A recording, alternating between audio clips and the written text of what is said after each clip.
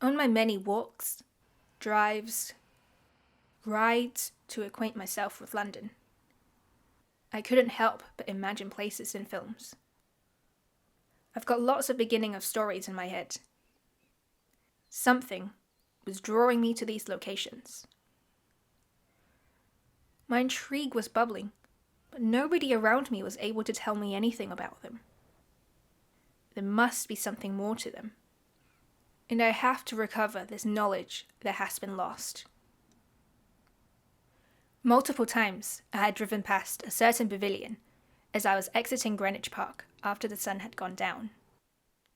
From the first time I saw it, I felt like I've got to turn this into a secret rendezvous that only exists at twilight.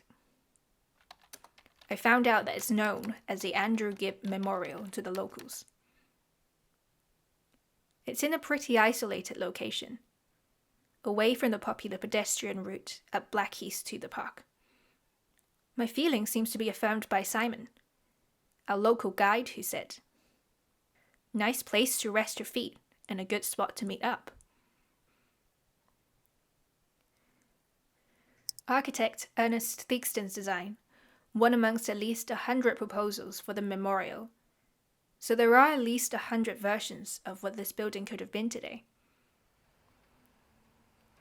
From the gates of Greenwich Park, turn left onto Charlton Way.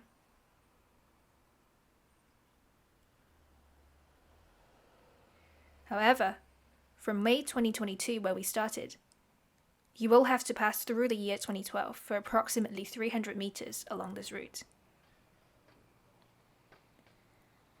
Upon the unveiling of the memorial in 1931, Sir George Hume said that many a cold night he had stood at that spot, wishing there had been some shelter from the wind which swept the heath. He noted that the structure was not only for the use of black heathens and Greenwich folk, but for the wayfarer from other districts, like myself.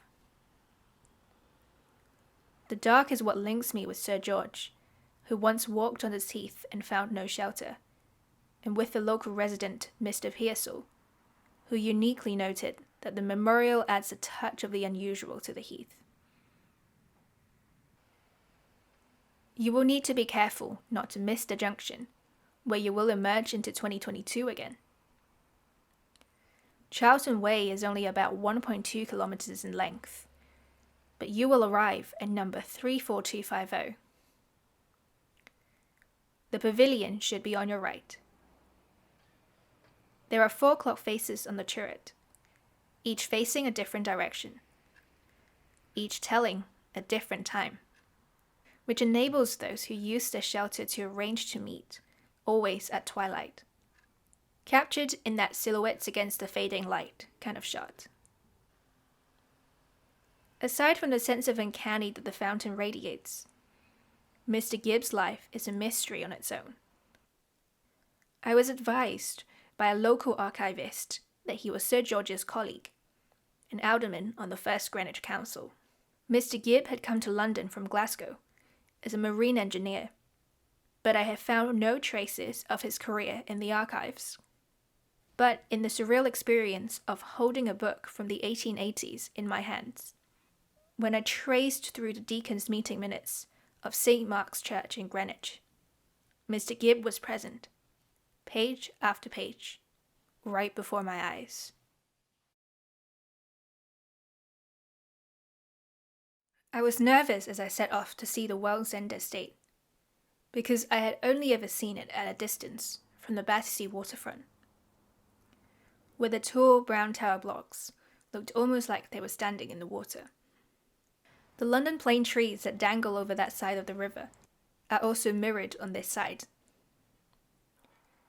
Its strange name captivates me, infuses the building with an enigma. In Robinson in Space, in the journey along the Thames estuary, there is a pub which happens to have the same name as the housing estate, and a nearby pub, also called the World's End. Is it the World's End because it's so far out from Victorian London that this is where the world ends? Or is it the World's End because the world is ending? The estate initially replaced and rehoused people living in the rows of Victorian housing here, which severed damage from the war. Its 750 flats make up what the architects call a monolithic structure, which translates to me as an organism. With a faceted exterior design, which creates a layered profile, and different geometric elements creating framed views of one another, I think this is going to be the center of a story, of a mythical city, whose buildings are creatures that live and breathe with its inhabitants.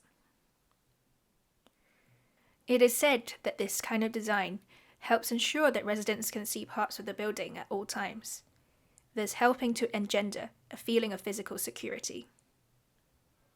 How would it feel to be both sheltered and engulfed by a network of balconies, corridors, and windows?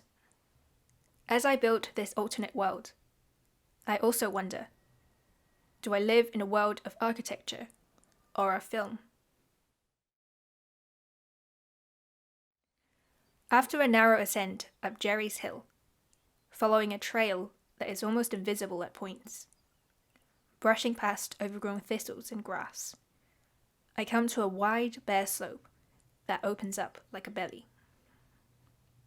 If I took this walk 200 or 300 years ago, my possessions would literally have been swallowed up by Jerry Abershaw, to whom this hill owes its name. Jerry was a highwayman, or a robber. And in today's language, this was Jerry's turf.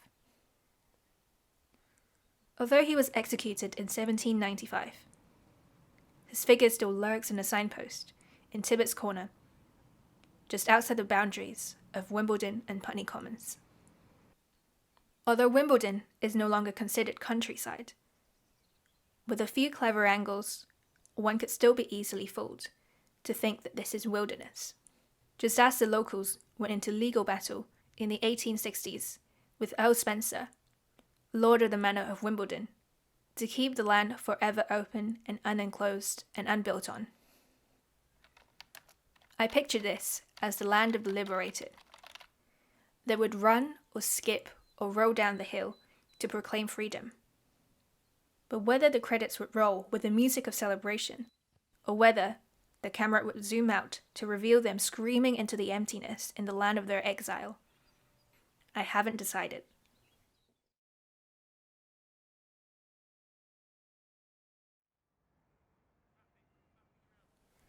Underneath the willow tree, in the far corner of the Fawcett Garden in Vauxhall Park, built on a row of houses where Henry and Millicent Fawcett lived, is where I sit and write all of these scripts.